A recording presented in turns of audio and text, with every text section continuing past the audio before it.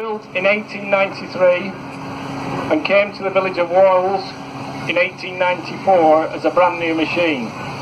You really are seeing a piece of living history here.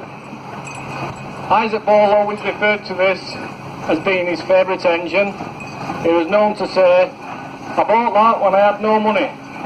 It was the start of his business, and he went on from there. This engine, as testament to what I've just said about it being his favourite, was also the last one that the family sold. It only left the yard at Wharles in 1978, and over a period of 15-20 years we restored it to what it is today with the help of some professionals, and then we sold it, and it now lives up in Coldstream, Jedburgh area.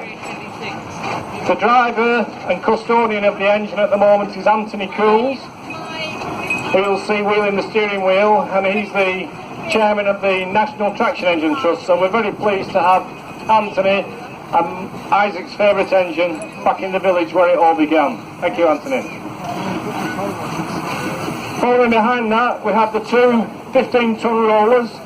The first one is owned by Brian Rostrom from Cleveland, from his great-granddad's yard when he was a younger man, and restored it and rallies it considerably within the Fylde area. This is the one that you'll get behind on the country lanes around Wharles, Kirkham, Cleveland, Blackpool. He drives it everywhere that he goes with the living van behind and the water cart, and it really is a picture of the past. Brian keeps it in immaculate condition, and we're very pleased that he's been with us this weekend. Behind that is a similar machine which my family own, we're lucky to own. The pair of them came new to Wharles in 1904, January 1904.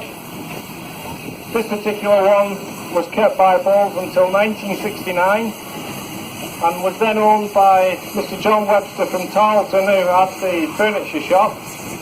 I used to help him a little bit, and later on was able to buy the engine from the Webster family. We used it for some time. You may remember it was painted a mustard colour, and then with other interests going on it got put to one side, but recently we've completed the restoration of it, repainted it as it was originally, done a lot of work on it, new back axle, bearings, etc., and tried to put her back into the condition that she would have been when she was new.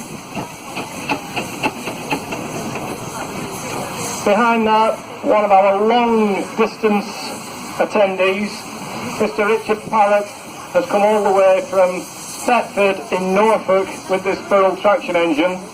You'll notice the four traction engines coming to the ring now are all very similar. They're all what Burrell's call the Devonshire engine.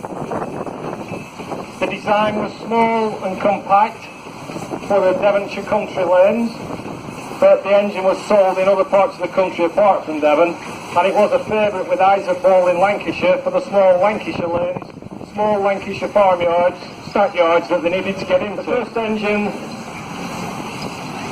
was operated by Balls as a roller from new, and then in 1942, when the war effort was on and more threshing engines were needed, she was converted into the traction engine that you see today. Wharles retained this engine until 1971, and then it was restored by Mr. John Armour from Kirkham before it was sold down into Norfolk, and has been part of Mr. Richard Parrott's collection of Burrell engines since then. We're very pleased that he brought it some 230 miles, a real true enthusiast to travel all that distance to be part of this show. So thank you to Mr. Parrott, to Roger and Kate, who've looked after the engine for the weekend. It really has been a treat to see you in Lancashire. The pair of them were supplied onto the Royal Lancashire Show stand on Moor Park in Preston in August 1902. They then worked considerably hard for Isaac Ball till about 1947, when the coal shortage put the end to steam being used in agriculture. Having been led idle for 10 or so years, the engines were gradually bought for restoration.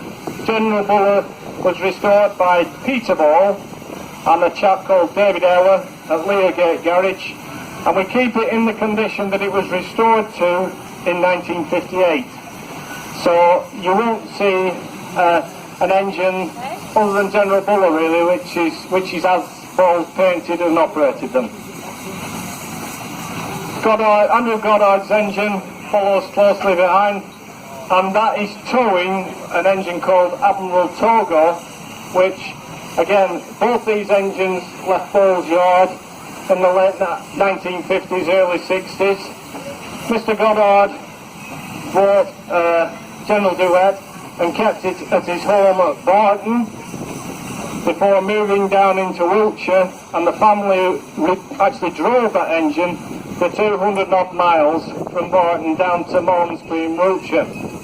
It's still retained by the family today. Andrew's up there driving, his sons are riding in the tender, and it's a real family engine that's treasured, and it's great to have it back in Lancashire. Andrew was one of the characters who kept pushing me about having a reunion, and the family have all been up, and we've had a great weekend. So thank you for bringing it up to Lancashire, Andrew. Admiral Togo is actually owned by a Section Engine Club at Klondike. It's been out of action for some time, but they've recently moved the restoration on considerably, and it's good to have it here. Although they haven't quite finished, it's brilliant that we've managed to get the 4 Devonshire boroughs together.